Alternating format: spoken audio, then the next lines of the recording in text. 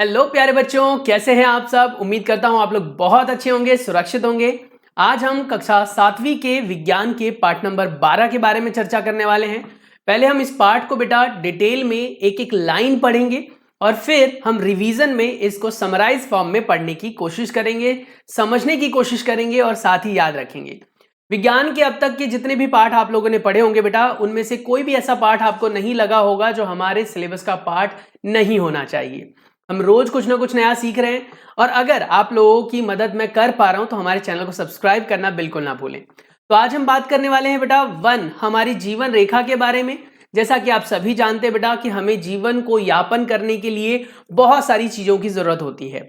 जैसे कि आपको फल चाहिए, जैसे कि आपको सब्जियां चाहिए, लकड़ी चाहिए और बहुत सारी औषधियां चाहिए। साथ ही बेटा हमारे जीवन के लिए तो जरूरी ही है अन्य जो वनस्पति वगैरह हैं उन पर और भी जीव जंतु निर्भर करते हैं। जैसा कि आप सभी जानते हैं हमारे आसपास में बहुत सारे जीव जंतु रहते हैं, जानवर रहते हैं और उन जीव जंतु को भी अपने जीवन को जीने के लिए बहुत सारी चीजों की आवश्यकता होती है और वो सारी चीजें उनको पेड़ पौधों से ही प्राप्त होती हैं। और पेड़ पौधे जहां पर बहुत सारे मात्रा में अपने आप उग जाते हैं, जिन्हें हम नहीं उगाते हैं बेटा, उसी को तो वन कहते हैं। हम जहां पर पेड़ पौधे उगाते हैं बेटा उसे हम पार्क कह देते हैं, है ना। और जहां पर अपने आप होते हैं बेटा उसे हम वन कहते हैं। हमारा जो ये वन होता है बेटा, ये एक प्राकृतिक संपदा होती है जिसको हमें ख्याल रखते हुए, जिसका हमें ध्यान रखते हुए बेटा उसको संग्रह करने की जरूरत है। तो आज हम इस पाठ के जरिए वन के बारे में जानेंगे। साथ ही हम बेटा ये भी समझने की कोशिश करेंगे कि अगर हमारे वन ना होते तो हमारा क्या होता। चलिए पढ़ते हैं इस पाठ को और समझने की कोशिश करते हैं कि आखिर इस पाठ में हमसे क्या बातें शेयर की गई है। एक शाम बूझो एक वृद्ध व्यक्ति के साथ पार्क में गया। उसने उनका परिचय अपने मित्रों से करवाया। यानी कि एक वृद्ध व्यक्ति थे जो कि कितने एज के थे यहां पर नहीं लिखा हुआ है, पर यहां पर वृद्ध बोला गया तो इसका मतलब कुल मिलाकर बात यह है कि वो 50 से तो ऊपर के रहे होंगे। प्रोफेसर अहमद विश्वविद्यालय में कार्यरत एक वैज्ञानिक थे। यानी कि विश्वविद्यालय में वो काम करते हैं और वो एक ओहदे से वैज्ञानिक हैं। बच्चे खेलने लगे और प्रोफेसर अहमद एक बेंच पर बैठ गए। वे थके हुए थे क्योंकि उन्होंने शहर के स्वर्ण जयंती समारोह में भागीदारी की थी। अब क्या था ये स्वर्ण जयंती समारोह, वो तो आगे पढ़ने के बाद ही पता चलेगा। थोड़ी देर में बच्चे उनके इर्द गिर्द आकर बैठ गए क्योंकि बच्चे भी थक गए होंगे।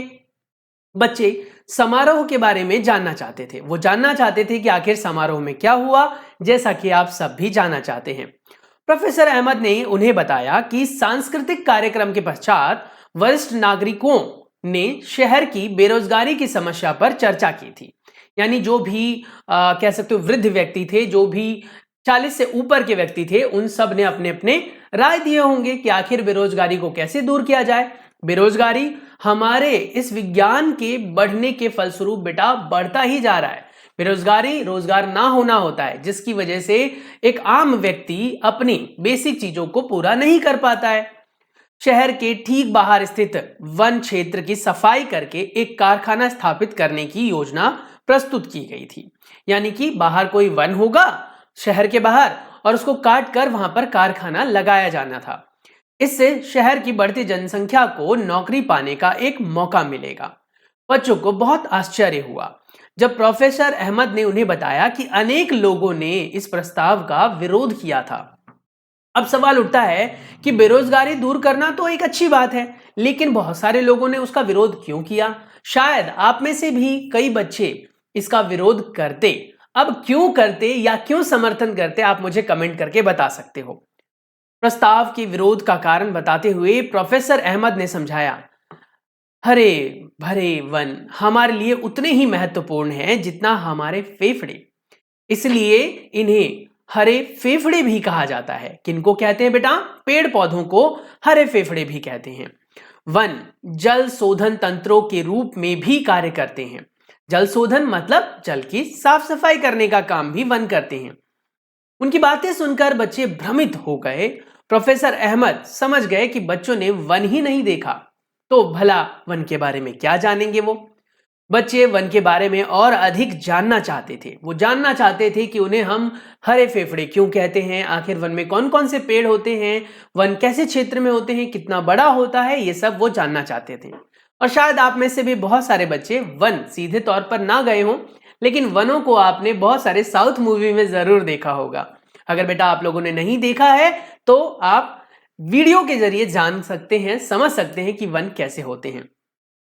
उन्होंने प्रोफेसर अहमद के साथ वन में जाने का निश्चय किया। उन सबने सोचा कि क्यों ना प्रोफेसर अहमद जी से कहा जाए कि वो वन लेकर जाएं। 12.1 वन भ्रमण। भ्रमण मतलब घूमना फिरना। एक रविवार प्रातः बच्चे चाकू, हैंडलेस छड़ी, नोटबुक आदि जैसी वस्तुएं साथ लेकर प्रोफेसर अहमद के साथ गांव के समीप के वन की ओर निकल पड़े। उन्होंने बहुत सारी चीजें ली, जिनको जो लगा काम का है वो सब उन्होंने ले लिया। रास्ते में उन्हें पास के गांव का अपनी उम्र का एक बड़ा टीबू मिला। लड़का टीबू, लड़के का नाम है टीबू, जो अपनी चाची के साथ मवेशियों को वन में चराने ले जा रहा था। मवेशियों को चराने ले जा रहा था। अब यहां पर पॉइंट नोट करना बेटा कि कहीं ना कहीं वन हमारे काम में आ रहा है मवेशियों को चराने के लिए। मवेशी क्या होते हैं बेटा? जिन्हें हम पालतू जानवर कहते हैं, जिनको हम पालते हैं ऊन के लिए, दूध के लिए। उन्होंने पाया कि टीबू बहुत फुर्तीला है, क्योंकि वो मवेशियों के झुंड को एक साथ रखने के लिए आनन फानन में यहां वहां जा रहा था। बच्चों को देखकर टीबू ने भी उनके साथ चलना शुरू कर दिया, जबकि मवेशियों को लेकर उसकी चाची दूसरी ओर निकल गई। जैसे ही उन लोगों ने वन में प्रवेश किया, टीबू ने अपना हाथ उठाकर सबको शांत रहने के लिए संकेत दिया, क्योंकि शोर से वन में रहने वाले जंतुओं को परेशानी हो सकती थी। यानी कि आप इस चीज से अंदाजा लगा सकते हो बेटा कि जितने शोरगुल में हम रहते हैं ना शहरों में, उतने में कोई भी जीव जंतु नहीं रह सकता। एक इंसानी रूपी जानवर ही है जो इतने बेकार वातावरण में भी रह सकता है। समझ रहे हो मैं क्या कहना चाह रहा हूं? तो इसका तात्पर्य यह है, मैं यहां समझाना चाह रहा हूं बेटा कि जीवन हमारा विज्ञान के तरक्की से पहले ज्यादा शांत था। अब शांति भंग हो गई है। विज्ञान तरक्की करने के साथ साथ हमारे जीवन में बहुत सारे बदलाव हुए, कुछ अच्छे तो कुछ बुरे। उनके बारे में आगे हम चर्चा करेंगे। फिर टीबू ने उन्हें वन में ऊंचाई पर स्थित ऐसे स्थान पर ले जाने का निर्णय किया और फिर ले भी गया वहां पर, जहां वे सभी वन का व्यापक दृश्य देख सके, जैसा कि आप लोग इस चित्र के जरिए देख पा रहे होंगे। बच्चे आश्चर्यचकित हो गए, क्योंकि उन्हें दूर दूर तक कहीं भी जमीन नहीं दिखाई दे रही थी। दूर दूर तक सिर्फ पेड़ पौधे ही पेड़ पौधे। विभिन्न वृक्षों के शिखरों ने भूमि के ऊपर हरा आवरण सा बना दिया था, एक जाल सा बना दिया था, एक छतरी सी बना दी थी। यद्यपि आवरण समान रूप से हरा नहीं था, कहीं पर हरा, कहीं पीला, कहीं गाढ़ा हरा, कहीं पर कम हरा। वहां का वातावरण शांत था, ठंडी हवा मंद गति से बह रही थी। इससे बच्चे काफी तरोताजा और प्रसन्न हो गए थे। इससे ये पता लगा बेटा यहां पर कि कहीं ना कहीं पेड़ पौधों से हमें ताजा हवा भी तो मिलती है। आप हर एक लाइन के अंदर कुछ ना कुछ ऐसी बातें सीख रहे होंगे बेटा जो वन के बारे में है और वन की विशेषता बता रहा है बेटा। नीचे आते समय उन्हें अचानक पक्षियों की चहचहाट और वृक्ष की ऊंची ऊंची शाखाओं की ओर से कुछ विशिष्ट ध्वनि का शोर सुनकर उत्तेजित हो गए। टीबू ने उन्हें शांत रहने को कहा, क्योंकि यह वहां की सामान्य घटना थी, यानी वहां पर ऐसी घटनाएं होती रहती है। बच्चों की उपस्थिति के कारण कुछ बंदर वृक्ष पर और ऊंची शाखाओं पर चढ़ गए थे, जिससे वहां विश्राम कर रहे पक्षी अशांत हो गए थे। जंतु अक्सर अन्य जंतुओं को सचेत करने के लिए विशिष्ट प्रकार की ध्वनि करके चेतावनी देते हैं। टीबू जो भी नाम है, टीबू ने यह भी बताया कि सूकर, वराह या सुअर, गौर यानी बाइसन, गीदड़ से ही हाथी जैसे जंतु वन के अधिक सघन क्षेत्रों में रहते हैं। सघन मतलब जहां पर बहुत सारे पेड़ पौधे हों बेटा। प्रोफेसर अहमद ने बच्चों को सावधान किया कि उन्हें वन के अधिक सघन क्षेत्र में नहीं जाना चाहिए। बूझों और पहेली को याद आया कि उन्होंने कक्षा 6 में वनों को आवासों के रूप में पढ़ा था। उन्होंने जाना था कि वन कैसे आवास होते हैं बेटा। जैसे आप यहाँ पर देख सकते हैं बेटा, जंगली भैंसा है ये हमारा जंगली सूअर है, और ये कौन सा जीव है कुछ स्पष्ट तो नहीं हो पा रहा है, पर कहीं ना कहीं ये जंगली जीव है। ऐसे ही यहाँ पर बेटा लंगूर है, बंदर है और भालू इत्यादि भी होते हैं। तो ये सभी वो जानवर जीव जंतु होते हैं बेटा जो आपको शहरों में दिखाई नहीं देते हैं। बंदर दिख जाते हैं, अब इसके पीछे भी कारण है बेटा, क्योंकि कहीं ना कहीं हमने जंगलों को सीमित कर दिया है, पेड़ पौधों को काट दिया है। चित्र 12.3। अब वे स्वयं देख रहे थे कि वन किस प्रकार अनेक जंतुओं और पादपों के लिए आश्रय या आवास प्रदान करते हैं, यानी वन किस तरीके से आवास देते हैं। तो अब तक हमने क्या जाना, इसमें हमने ये जाना कि वन बहुत सघन होते हैं, वन में बहुत तरह तरह के जीव जंतु रहते हैं बेटा, वन जीव जंतुओं का आवास है, बहुत वैरायटी के पेड़ होते हैं, ये हमारे लिए हरे फेफड़े होते हैं, इनसे हमें साफ शुद्ध हवा मिलती है, ये बारिश करते हैं बेटा, और साथ ही मौसम के संतुलन को बनाए रखते हैं। ये कुछ पेड़ है बेटा, यहां पर देख सकते हैं आप, नीम का पेड़ है, बांस है बेटा, ऐसे बेटा आगे भी है, शीशम है, और ये है आपका सेमल। अब ये जो कुछ पेड़ पौधे हैं जो आप देख पा रहे हैं बेटा, ये आप लोगों ने भी देखे होंगे, अपने गांव घरों में देखा होगा, लेकिन ये पेड़ जंगलों में बहुत ज्यादा होते हैं। जिस भूमि पर बच्चे चल रहे थे वह उबड़ खाबड़ थी और अनेक वृक्षों से ढकी थी। चित्र जैसा कि आप देख सकते हैं, टीबू, साल, टीक, सेमल, शीशम, नीम, पलास, अंजीर, खैर, आंवला, बांस, कचनार आदि के वृक्षों की पहचान करने में उनकी मदद की। क्योंकि जो टीबू था वो जाता रहता था, तो उसकी चाची ने उनको सारी बातें बता रखी थी कि किस तरह के पेड़ पौधे जो हैं वो जंगलों में ज्यादा पाए जाते हैं। प्रोफेसर अहमद ने बताया कि वन में अनेक प्रकार के वृक्ष, झाड़ियां, शाक, घास पाई जाती है। वृक्ष पर विभिन्न प्रकार की विसर्पी लताएं होती हैं, यानी कि उसके ऊपर लिपटी हुई लताएं होती हैं। आरोही लताएं होती हैं, चढ़ती हुई लताएं होती हैं बेटा, और वो भी लिपटी रहती हैं। वृक्षों की घनी पत्तियों के आवरण के कारण सूर्य मुश्किल से ही कहीं दिखाई दे रहा था, जिससे वन के अंदर काफी अंधकार था, अंधेरा दिखाई दे रहा था। और यही वजह होती है बेटा कि वन के अंदर छोटे छोटे पेड़ पौधे जो है वो अच्छी तरीके से पनप नहीं पाते हैं, क्योंकि वहां पर अंदर तक सूर्य का प्रकाश पहुंच ही नहीं पाता, और जब सूर्य का प्रकाश नहीं पहुंचेगा बेटा तो प्रकाश संश्लेषण की प्रक्रिया नहीं होगी, पेड़ पौधे विकसित कैसे होंगे, है ना। चलिए अब हम क्रियाकलाप 12.1 के बारे में चर्चा करते हैं। अपने घर की विभिन्न वस्तुओं को ध्यान से देखकर उन वस्तुओं की सूची बनाइए जो ऐसी सामग्री से बनाई गई है जिन्हें वनों से प्राप्त किया गया होगा। आपकी सूची में कास्ट से बनी अनेक वस्तुओं जैसे प्लाईवुड, ईंधन की लकड़ी, बक्से, कागज, माचिस की तीलियां, फर्नीचर हो सकते हैं। क्या आप जानते हैं कि गोंद, तेल, मसाले, जंतुओं का चारा, औषधियां, पादप से मिलने वाली जड़ी बूटियां भी वनों से ही प्राप्त होती है। अब ये वन के हो गए फायदे, और भी ज्यादा। वन से हमें मिल रही है लकड़ियां, वन से मिल रहे बेटा फर्नीचर के सामान, तेल, मसाले इत्यादि, औषधियां भी। जितने भी गरम मसाले हैं बेटा वो सब आपको जंगलों से मिलते हैं, उन्हें उगाता कोई नहीं है, ये सब जंगलों से हमें प्राप्त होते हैं। शीला समझ नहीं पा रही थी कि आखिर इन वृक्षों को किसने लगाया है या लगाया होगा। अब देखो बेटा, कुछ अन्य उत्पाद है जो वनों से प्राप्त होता है बेटा हमें, जैसे कि शहद और मोहरी लाख, जो कि बेटा जिससे लाख के चूड़े बनाए जाते हैं। उसके बाद लकड़ी की मूर्तियां तो नहीं मिलती है, लकड़ियां मिलती है बेटा, जिससे हम मूर्तियों के रूप में उसे बदल देते हैं।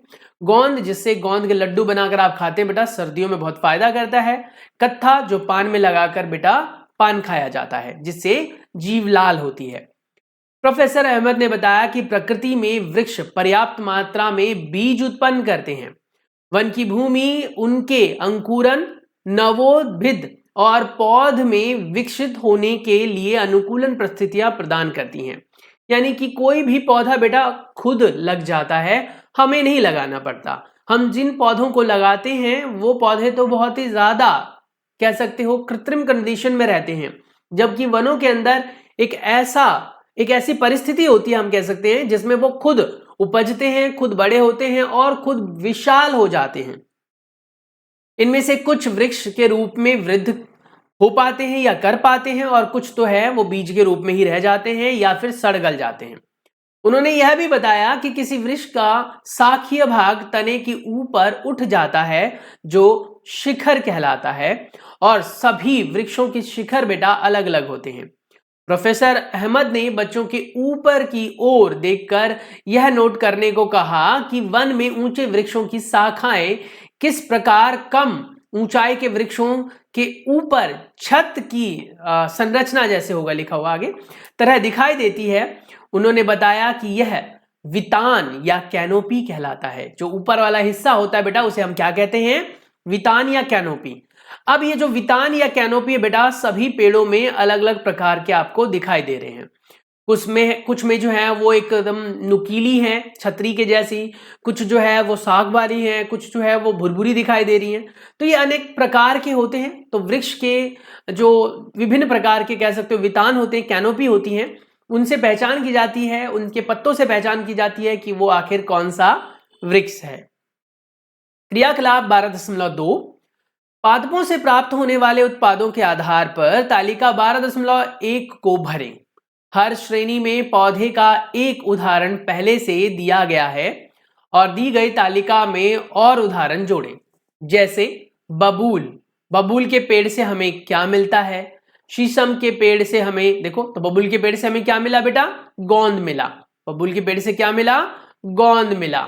शीशम के पेड़ से क्या मिली हमें? लकड़ी मिली। नीम के पेड़ से हमें औषधि और लकड़ी भी मिलती है बेटा। चंदन के पेड़ से हमें तेल मिलता है और चंदन की लकड़ियां होती हैं जो कि बहुत महंगी होती हैं। तो ऐसी बेटा आपको ये तालिका भी भरनी है। फिलहाल हम इस पाठ को पढ़ रहे हैं तो इस तालिका को आप खुद से भरने की कोशिश करें। अगर आप भर पाते हैं तो बहुत अच्छी बात है, नहीं भर पाते हैं बेटा तो कम से कम एक एक उत्तर आपको कमेंट करना है, ठीक है? कम से कम एक एक। उसके बाद जब मैं अगली वीडियो में आपका इसका रिवीजन कराऊंगा तो इस तालिका को मैं भरकर आपको समझा दूंगा कि आखिर आप इसमें क्या क्या भर सकते हैं। 12.2 ब अपने आसपास के किसी वन अथवा उद्यान में जाइए। आपके आसपास में अगर है तो जाना है, नहीं है तो कोई बात नहीं बेटा, जैसा आप आसपास में देखते हुए पेड़ पौधों को उसके आधार पर उत्तर लिख देना है। वृक्षों को देखिए और के नाम जानने का प्रयास कीजिए। इस कार्य में आप अपने बुजुर्गों, अध्यापकों अथवा पुस्तक की सहायता भी ले सकते हैं। जिन वृक्षों को आप देखें उनकी विशेषता, लंबाई, पत्तियों का आकार, शिखर, पुष्प और फलों को सूचीबद्ध कीजिए। यानी कि उसमें आपने क्या कुछ देखा, क्या सीखा, कैसा दिख रहा है वो सब आपको लिखना है। कुछ वृक्ष के शिखर के चित्र भी बनाइए जो आपको आते हैं बेटा, जैसे कि आपको चित्र 12.6 में आपने देखा था वैसा आप बना सकते हैं। प्रोफेसर अहमद ने बताया कि वृक्षों के शिखर की आकृति, आमाप या साइज में परस्पर भिन्न होते हैं। इसी कारण से वन में विभिन्न ऊंचाई पर क्षैतिज परतें बनी होती हैं। कुछ ऊंचे तो कुछ नीचे परती होती हैं। अब इसके पीछे वजह है, जहां पर ऊंचे वृक्ष होंगे बेटा वहां छोटे वृक्षों को वहां पर पोषक नहीं मिल पाएगा, इसलिए वहां पर सारे के सारे ऊंचे वृक्ष होते हैं। इन्हें हम अधोतल कहते हैं। बहुत जरूरी है बेटा, ये यहां पर पेपर में पूछा जाता है अधोतल क्या होता है, तो आप यहां से लिखेंगे, यहां से वृक्षों के शिखर की आकृति या आमाप में परस्पर भिन्न होते हैं। इसी कारण से वन में विभिन्न ऊंचाई पर परतें पाई जाती हैं और इन्हीं ऊंचाई पर अलग अलग परतों को अधोतल कहते हैं।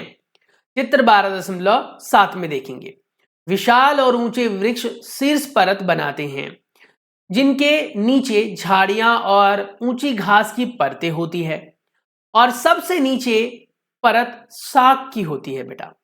क्या सभी वनों में वृक्ष समान प्राप्त होते हैं? नहीं बेटा, कुछ वन में वृक्ष अलग प्रकार के होते हैं, कुछ में अलग प्रकार के होते हैं, है ना? पूजो ने पूछा। प्रोफेसर अहमद ने कहा, नहीं, विभिन्न जलवासीय परिस्थितियों के कारण वृक्ष और अन्य प्रकार के पादप की किस्मों में भी भिन्नता पाई जाती है। जैसे ये देखिए यहां पर, ये बेटा हमारा है शिखर, है ना, और ये क्या है हमारा अधोतल। शिखर में ऊंचे ऊंचे हिस्से आते हैं, ऊंचे ऊंचे, और अधोतल में क्या होता है बेटा, छोटे समान हिस्से होते हैं जहां पर लगभग सारे के सारे वृक्ष एक समान के होते हैं, उन्हें हम अधोतल कहते हैं। के बाद कह रहा है जंतुओं के प्रकार भी विभिन्न वनों में भिन्न होते हैं। कुछ बड़े झाड़ियां और शाखों में पुष्प पर यहाँ वहां मंडराते हैं, पुष्पों पर यहाँ वहां मंडराने वाली खूबसूरत तितलियां देखने में व्यस्त थे। उन्होंने झाड़ियों के नजदीक जाकर उन्हें देखने का प्रयास किया। ऐसा करते समय उनके बालों और वस्त्रों पर बीज और झाड़ियां चिपक गई। बच्चों को वृक्ष की छाल, पौधों की पत्तियां और वन भूमि पर सड़े गल रहे क्षयमान पत्तियों पर अनेक प्रकार के कीट, मकड़ियां, गिलहरियां, चींटे और विभिन्न छोटे जंतु भी दिखाई दिए। यानी कि बड़े बड़े जंगलों में सिर्फ बड़े जीव ही नहीं रहते हैं, बड़े पौधे ही नहीं रहते हैं, बड़े छोटे और मध्यम आकार के सभी प्रकार के जीव जंतु पाए जाते हैं और सभी प्रकार के बेटा वहां पर कीट भी पाए जाते हैं। चित्र 12.8 में देखेंगे हम, उन्होंने उन जीवों को विभिन्न चित्र बनाने का आरंभ कर दिया। वन भूमि की सतह पर गहरे रंग के दिखाई दे रहे थे तथा सूखी और क्षयमान पत्तियां, फलों, बीजों, डंडियों और छोटे शाखों के जो ढड़ी थी बेटा या उससे ढकी हुई थी, वो क्षयमान पदार्थ आर्द्र और गर्म थे। यानी जो सड़ रहे थे बेटा वो गर्म थे और शुष्क थे। यानी कि ऐसी उन्होंने आकृति देखी, उन्होंने ऐसा चित्र देखा कि पत्ते इकट्ठे हैं बहुत सारे और एक जगह पर बेटा वो सड़ रहे हैं, और जहां पर उन्होंने जाकर देखा कि सड़ रहे हैं तो वहां पर गर्म थे वो। तो इसका मतलब ये हो गया कि कोई भी चीज बेटा जब सड़ती और गलती है तो वहां से ऊष्मा बाहर निकलती है, गर्मी बाहर निकलती है, और यही कारण था कि वहां की जमीन जो थी वो आर्द्र थी और गर्म थी। बच्चों ने अपने संग्रह के लिए विभिन्न बीज और पत्तियों को एकत्रित कर लिया। वन भूमि पर सूखी पत्तियों के ऊपर चलना किसी स्पंजी गलीचे पर चलने के समान प्रतीत हो रहा था। यानी कि इतने ज्यादा पत्ते थे वहां पर बेटा कि गद्देदार महसूस हो रहा था। क्या क्षयमान पदार्थ सदैव गर्म होते हैं? प्रोफेसर अहमद ने सुझाया कि बच्चे इस प्रश्न का उत्तर प्राप्त करने के लिए क्रियाकलाप कर सकते हैं। चलिए तो फिर एक क्रियाकलाप करते हैं। एक छोटा गड्ढा खोदिए, इसे सब्जियों के कचरे और सूखी पत्तियों आदि से भरकर मिट्टी से ढक दीजिए। इसके ऊपर कुछ जल भी डाल दीजिए जिससे कि सड़ने की प्रक्रिया तीव्र हो सके। 3 दिन बाद मिट्टी की ऊपरी परत को हटा दीजिए, या कह सकते ऊपर की जो सतह होती है उसको हटा दीजिए। क्या गड्ढा भीतर से गर्म लगता है? अब सवाल उठता है, ये क्या लगेगा? हाँ लगेगा। पहेली ने पूछा, वन में इतने सारे वृक्ष हैं, यदि हम कारखाने के लिए कुछ वृक्षों को काट दें तो क्या फर्क पड़ेगा? प्रोफेसर अहमद ने बताया, तुमने स्वपोषियों, परपोषियों और मृतपोषियों के बारे में पढ़ा है ना। स्वपोषी क्या होते हैं? जो अपना पोषण खुद प्राप्त करते हैं। और परपोषी क्या होते हैं? जो अपने पोषण के लिए दूसरों पर निर्भर रहते हैं। और मृतपोषी क्या होते हैं? जो अपने पोषण के लिए मरने, सड़ने और गलने वाली चीजों पर निर्भर करते हैं। यानी कि वो अपना पोषण सड़ी गली चीजों से प्राप्त करते हैं। तुमने पढ़ा है कि हरे पादप किस प्रकार भोजन का निर्माण करते हैं? प्रकाश संश्लेषण की विधि। सभी जंतु, चाहे वो शाक भक्षी हो या मांस भक्षी हो, अंततः भोजन के लिए पादपों पर ही तो निर्भर है। मान लो आप मांस खाते हो, मान ली, बुरा मत मानना, अगर नहीं खाते हो तो नहीं खाते, लेकिन आप में से जो भी खाता है, आप अगर मांस खाते हैं तो आपको क्या लगता है? सिर्फ आप मांस खा रहे हैं। मांस को कौन खा रहा है? आप खा रहे हैं। लेकिन मांस जिसके शरीर का आप खा रहे हैं, यानी मुर्गा, उसने तो कहीं ना कहीं पौधे का पदार्थ खाया था ना, उसने बीज खाए थे, है ना, और वो कहां से मिला? पौधों से। तो इससे ये पता लगता है कि सारी चीजें जो हमें प्राप्त होती है ना बेटा, वो कुल मिलाकर पेड़ पौधों से ही आती हैं। अगर आप दूध पीते हैं गाय का, भैंस का या किसी अन्य जानवर का बेटा, तो वो दूध हमें कहां से प्राप्त होता है? जी, जानवर से प्राप्त होता है। बिल्कुल सही बात है। दूध आपको कहां से प्राप्त हुआ? जीव जंतु से प्राप्त हुआ, जानवर से प्राप्त हुआ। लेकिन सवाल ये उठता है फिर से वही सेम बेटा, कि जीव जंतुओं से तो आपने दूध प्राप्त कर लिया, लेकिन आपने कभी ये सोचने और समझने की कोशिश की कि उस जानवर ने उस दूध को अपने शरीर में बनाने के लिए पोषक तत्व कहां से प्राप्त किया? बिल्कुल सही, उसने प्राप्त किया बेटा पेड़ पौधों से। तो कुल मिलाकर बात आप ये कह सकते हैं कि पेड़ पौधों से ही हमें सारी की सारी ऊर्जा मिलती है। जो जीव पादपों का भोजन करते हैं उन्हें अक्सर अन्य जंतुओं द्वारा भोजन के लिए या भोजन के रूप में ले लिया जाता है। अब जैसे शेर हिरन का शिकार करते हैं, लेकिन हिरन क्या खाते हैं बेटा? पेड़ पौधे, साग, सब्जियां, यही सब खाते हैं। और इस प्रकार यह क्रम चलता रहता है। उदाहरण के लिए एक उदाहरण ले लेते हैं।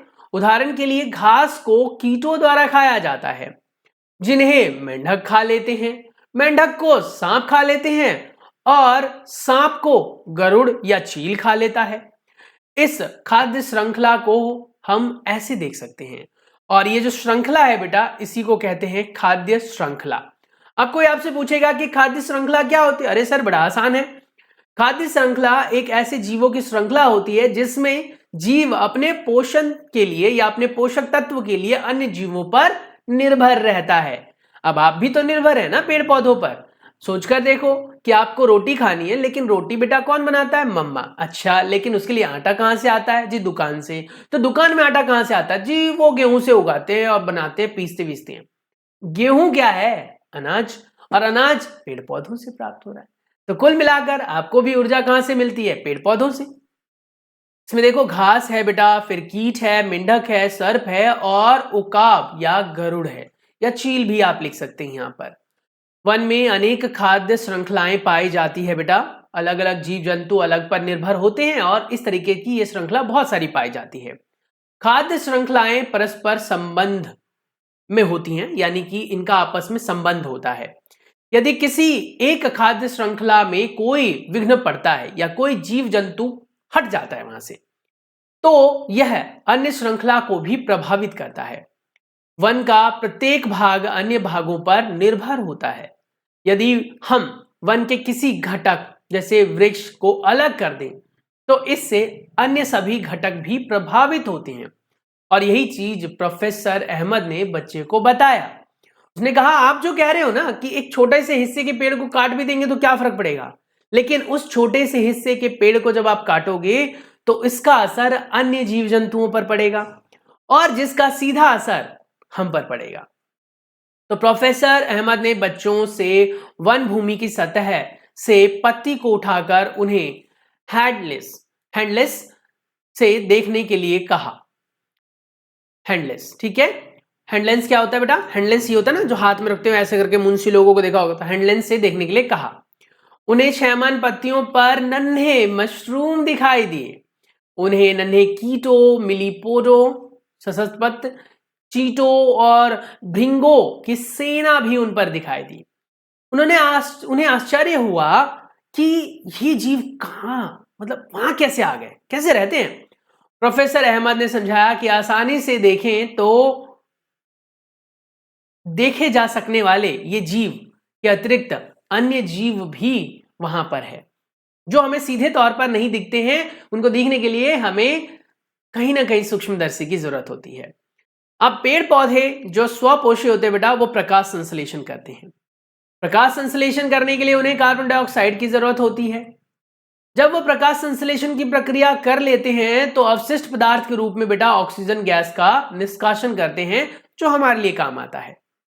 अब इस जगह पर बेटा उनको चाहिए होता है पोषक तत्व जो वो मिट्टी से ले लेते हैं, जल चाहिए होता है जो मिट्टी से ले लेते हैं, अब घटक चाहिए होता है जो सड़ने गलने वाली चीजें होती हैं वो भी चाहिए उनको पोषण के लिए, मृदा चाहिए, जल चाहिए। तो ये सारी चीजें जरूरी है और ये वन का ही तो हिस्सा है। तो ये कह रहा है क्या कि कुछ ऐसे भी जीव पाए जाते हैं जो बहुत छोटे होते हैं और उन जीवों को हम सूक्ष्म जीव कहते हैं। सूक्ष्म जीव ऐसे भी हैं जो मृदा के भीतर रहते हैं। पहली को आश्चर्य हो रहा था कि मशरूम या अन्य सूक्ष्म जीव क्या खाते हैं। प्रोफेसर अहमद ने बताया कि ये सब मृत पादपों और जंतुओं के उत्तक को खाते हैं और उन्हें एक गहरे रंग के पदार्थ में परिवर्तित कर देते हैं जिसे हम कहते हैं ह्यूमस। और ह्यूमस में बेटा बहुत सारा पोषक तत्व होता है जिसको पेड़ पौधे अवशोषित कर लेते हैं। और ये एक प्रकार की प्रक्रिया है जो लगातार चलती रहती है। यानी जो प्रकृति को आप दोगे बेटा वो प्रकृति आपको गिफ्ट के तौर पर वापस कर देता है। तो तो कहीं ना कहीं हमारे लिए वन जो है बेटा वो एक गिफ्ट की तरह है, एक उपहार की तरह है। आपको मृदा की कौन सी परत में ह्यूमस मिलता है, मृदा के लिए इसकी क्या उपयोगिता है, मृदा के लिए क्या उपयोगिता है, वो आगे हम पढ़ेंगे। पादपों और जंतुओं के मृत शरीर को ह्यूमस में परिवर्तित करने वाले सूक्ष्म जीव को अपघटक कहते हैं या अपघटक कहलाते हैं। अपघटक वो जीव होते हैं बेटा, वो जीव जंतु होते हैं छोटे छोटे से, जो मृदा में पोषक तत्वों को मिलाते हैं गलने सड़ने वाली चीजों से। इस प्रकार के सूक्ष्म जीव वन में महत्वपूर्ण भूमिका निभाते हैं। सोचकर देखो बेटा कि अगर वन में ये छोटे जीव नहीं होते, जो हमें दिखते भी नहीं है, तो क्या पेड़ पौधों से निकलने वाला जो अवशिष्ट पदार्थ है, जैसे कि बेटा उनके वेस्ट हो गए पत्ते या बीज या फल सब्जियां इत्यादि, ये तो जंगलों में ऐसे ही ढेर के ढेर लगे होते। और जंगल तो बेटा कई सौ साल पुराने हैं, शायद हमारी उत्पत्ति से पहले के भी जंगल है। अब इतने सालों में तो वो ढेर इतने बड़े हो जाते कि हमें सूरज की रोशनी ही नहीं मिल पाती, पर ऐसा तो नहीं हुआ।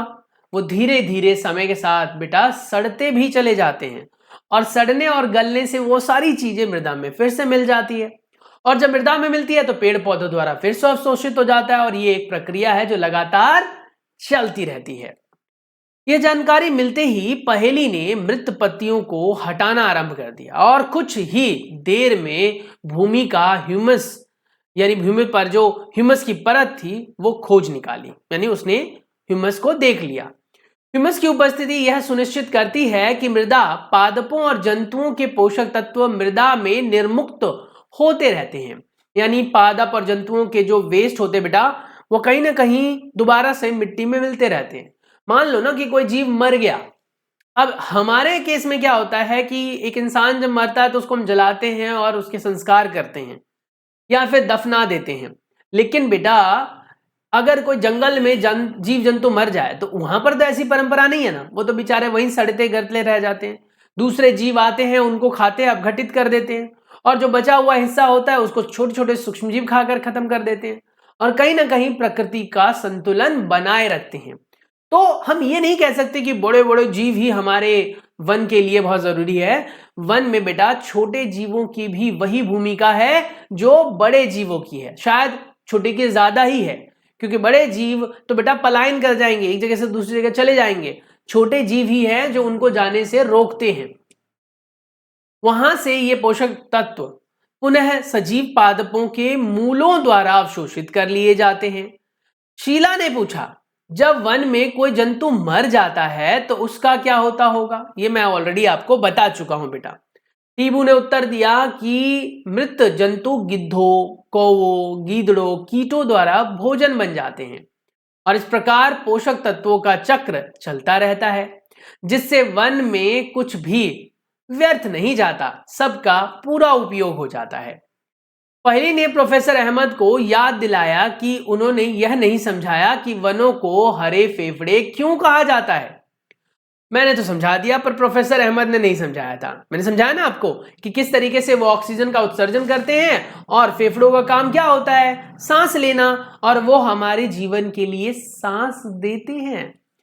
प्रोफेसर अहमद ने समझाया कि पादप प्रकाश संश्लेषण के प्रक्रम द्वारा ऑक्सीजन को निर्मुक्त करते हैं, यानी कि छोड़ते हैं। इस प्रकार पादप जंतुओं के श्वसन के लिए ऑक्सीजन उपलब्ध कराने में सहायक होते हैं। वे वायुमंडल में ऑक्सीजन और कार्बन डाइऑक्साइड के संतुलन को भी बनाए रखते हैं, और इसीलिए इन्हें हम हरे फेफड़े कहते हैं। अब देखो, अगर आपसे पूछा जाएगा कि वन को हरे फेफड़े क्यों कहते हैं, तो भैया सिंपल सा उत्तर है, क्योंकि वन क्या काम करते हैं? वन जो है वो प्रकाश संश्लेषण की प्रक्रिया में ऑक्सीजन गैस को मुक्त करते हैं, और ऑक्सीजन गैस जीव जंतुओं के लिए श्वसन के लिए जरूरी है, तो कहीं ना कहीं वो फेफड़े का काम कर रहे हैं, और क्योंकि उनका रंग हरा होता है तो हरे फेफड़े हो गए ना। बच्चों ने देखा कि आसमान में बादल बन रहे हैं, और ये आपने देखा होगा वनों के आसपास बेटा या फिर समुद्र के आसपास अक्सर बादल बनते हैं, बारिश होती रहती है। अमेज़न के जंगलों के बारे में सुना होगा आपने, अमेज़न रेन फॉरेस्ट के बारे में, जहां पर डेली बारिश होती है, चाहे वो आधे घंटे के लिए बारिश हो, लेकिन डेली बारिश होती है। वहां पर पानी ही इतना ज्यादा है, ह्यूमिडिटी इतनी ज्यादा है, इतना चिपचिपा मौसम है कि आप उस जंगल में चले जाओगे ना तो आप रह नहीं पाओगे वहां पर। और जीवों की तो इतनी सारी वैरायटी है बेटा कि आप अंदाजा ही नहीं लगा सकते। बुझो ने याद दिलाया कि उसने कक्षा 6 में जल चक्र के बारे में पढ़ा था, वाटर साइकिल के बारे में। और ऐसे बेटा यहां पर है ऑक्सीजन और कार्बन का साइकिल। ऑक्सीजन ये एक ऐसी गैस है बेटा जो प्रकाश संश्लेषण द्वारा निर्मुक्त की जाती है और जंतुओं द्वारा अवशोषित कर ली जाती है, और उसके बाद फिर जंतु उसको कार्बन डाइऑक्साइड में परिवर्तित करते हैं जो पादपों द्वारा फिर से उपयोग में ले ली जाती है। तो जैसे हमने जल चक्र पढ़ा बेटा, वैसे यहां पर ऑक्सीजन कार्बन साइकिल भी है। चित्र 12.10 ऑक्सीजन और कार्बन डाइऑक्साइड का संतुलन। उन्होंने जल चक्र के बारे में पढ़ा। वृक्ष अपने मूलों से, मूलों मतलब समझ रहे हो ना, जड़ों से, जड़ से जल को अवशोषित करते हैं और वाष्पोत्सर्जन द्वारा जलाशय या जलवाष्प के रूप में बाहर निर्मुक्त कर देते हैं। यानी पानी को अवशोषित करते हैं और पत्तों से निर्मुक्त कर देते हैं, और इस तरीके से जल जो है बेटा वो साफ सुथरा बादलों के रूप में परिवर्तित हो जाता है। यदि वृक्ष की संख्या कम होती है तो जल चक्र भी प्रभावित होगा, यह आपको भी पता है, लेकिन हम जानेंगे किस प्रकार से प्रभावित होगा। टीबू ने उन्हें बताया कि वन केवल पादपों और जंतुओं का आवास ही नहीं है, वन क्षेत्र में अन्य मानव समुदाय भी रहते हैं। इनमें से कुछ विभिन्न जनजातियों के हो सकते हैं। टीबू ने समझाया कि ये लोग अपनी अधिकतर आवश्यकताओं के लिए वनों पर ही निर्भर करते हैं। वन उन्हें भोजन, आश्रय, जल, औषधियां प्रदान करते हैं। वन क्षेत्र में रहने वाले लोग वहां के अनेक औषधियों और पादपों के बारे में जानते हैं। उनको दवाई की जरूरत नहीं होती है, वो औषधियों से ही ठीक हो जाते हैं। बूझो एक छोटे झरने के पास पानी पी रहा था। बूझो तो उसने देखा कि हिरन का एक झुंड उसके कुछ ही दूरी पर झरने को पार कर रहा था। कुछ ही पल में सभी हिरन झाड़ियों में गायब हो गए। सघन झाड़ियों और ऊंची घासों जंतुओं को भोजन और आश्रय प्रदान करती है। ये उन्हें वन में रहने वाले मांस भक्षी जीवों से भी सुरक्षा प्रदान करती है, क्योंकि इसमें वो छुप जाते हैं और ढक कर रहते हैं बेटा खुद को। यहाँ पर आप देख सकते हैं वन में हिरन को, कैसे ये हिरन जो है वो पानी पी रहा है या चर रहा है। उसके बाद ये वो बच्चा है बेटा जो पानी पी रहा था। इस झुंड में से सारे हिरन गायब हो गए, ये भी गायब हो जाएगा थोड़ी देर बाद। तो कहीं ना कहीं उसने देखा कि जीव जंतुओं को आश्रय देने का काम भी वन करते हैं। टीबो ने ध्यान से वन के फर्श पर देखा और देखना आरंभ किया। वन के फर्श पर मतलब समझ रहे ना, सतह पर। अचानक कुछ देर बाद उसने बच्चों को अपने पास बुलाया। उसने उन्हें कुछ जंतुओं की लीद दिखाई और उन्हें जंतुओं की लीदों के बीच में अंतर समझाया। यानी जंतु जो छिछी करते हैं ना, पोटी करते हैं, यानी कि गोबर, उनके बीच में अंतर समझाया। प्रोफेसर अहमद ने उन्हें बताया कि वन अधिकारी वन में कुछ जंतुओं की उपस्थिति की जानकारी उनके लीद और पद चिन्हों के आधार पर करते हैं। यानी कि उनके पोटी के आधार पर, उनके पैर के निशानों के आधार पर करते हैं कि वो जंतु कहां पर है। बूझो ने सबका ध्यान जंतुओं की लीद की ओर बड़ी क्षयमान ढेरी की ओर आकर्षित की। एक बड़ी क्षयमान सड़ रही, जो क्षयमान मतलब क्या था, गलना सड़ना, उसकी ओर आकर्षित किया। उस ढेर पर अनेक भृंग, कैटरपिलर, लार्वा पनप रहे थे। अनेक नवोद्भिद की अंकुरित भी हो रहे थे। प्रोफेसर अहमद ने बताया कि ये नवोद्भिद कुछ शाकों और झाड़ियों के हैं। कुछ भी जो भी जंतु खाते बेटा, जंतु जो कुछ भी पादपों के बीजों को पर्णीकृत करते हैं, इस प्रकार जंतु वनों में पादप को वृक्ष करने और अनेक पुनर्जनन में सहायक करते हैं। उनके पुनर्जनन में सहायक करते हैं, यानी सहायक होते हैं। जंतु का क्षयमान गोबर नवोद्भिद को उगने के लिए पोषक प्रदान करते हैं। ये बात तो सही है ना कि गोबरों द्वारा, हमने पढ़ा था, खाद बनाया जाता है क्योंकि उसमें पोषक तत्व होते हैं।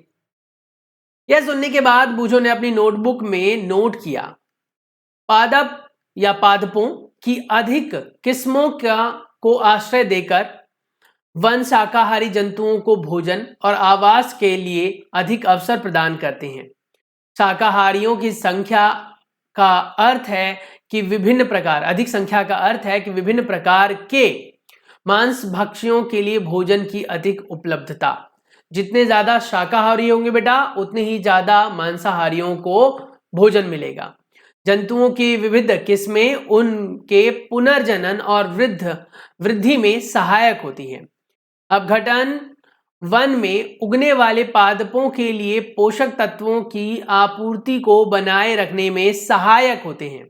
इस प्रकार वन एक गतिक सजीव इकाई है जो जीवन और जीवन क्षमता से भरपूर है। यानी कि वन में हमें ये सारी चीजें मिलती है बेटा। अब लगभग दोपहर हो आई थी और बच्चे आपस में बातें कर रहे थे कि हमें वापस जाना चाहिए, और वो वापस जाना चाहते थे। टीबू ने वापस जाने के लिए एक और रास्ता सुझाया। जब वे वापस जा रहे थे तभी वर्षा होने लगी। उन्हें यह देखकर आश्चर्य हुआ कि वर्षा की कुछ बूंदें वन भूमि पर सीधे नहीं पड़ रही थी। वन जैसे कि आप देख सकते हो बेटा, वाष्पोत्सर्जन, वाष्पन की प्रक्रिया और कहीं ना कहीं बारिश होना, ये सब आपस में कनेक्टेड है। वितान की सबसे ऊपरी परत वर्षा की बूंदों को विच्छिन्न कर रही थी, छोटे छोटे टुकड़ों में तोड़ रही थी, अर्थात छोटे छोटे फुहारों में परिवर्तित कर रही थी। अधिकांश जल वृक्ष की शाखाओं और पत्तियों और तनों से होता हुआ नीचे झाड़ियों और शाखों पर धीमे धीमे गिर रहा था, यानी छतरी की तरह। उन्होंने पाया कि कई स्थानों पर भूमि अभी भी सूखी थी। लगभग आधा घंटे बाद वर्षा रुक गई। उन्होंने पाया कि वन की भूमि की सतह पर गिरी मृत पत्तियों की परत अब भी कुछ गीली हुई, लेकिन वन में कहीं भी जल का जमाव होता नहीं दिखाई दिया।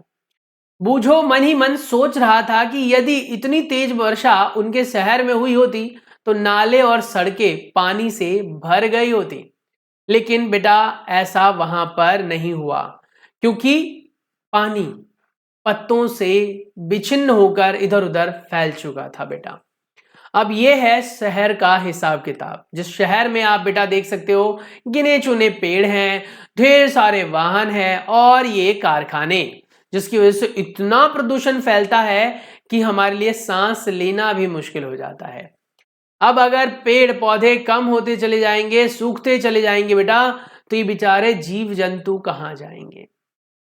उसके बाद अगर जीव जंतु कहाँ जाएंगे, पेड़ पौधे नहीं होंगे, तो बारिश जब होगी तो इतनी ज्यादा बारिश होगी कि बाढ़ में सब कुछ बह जाएगा और ये आंटी ऐसे ही परेशान होकर रह जाएगी।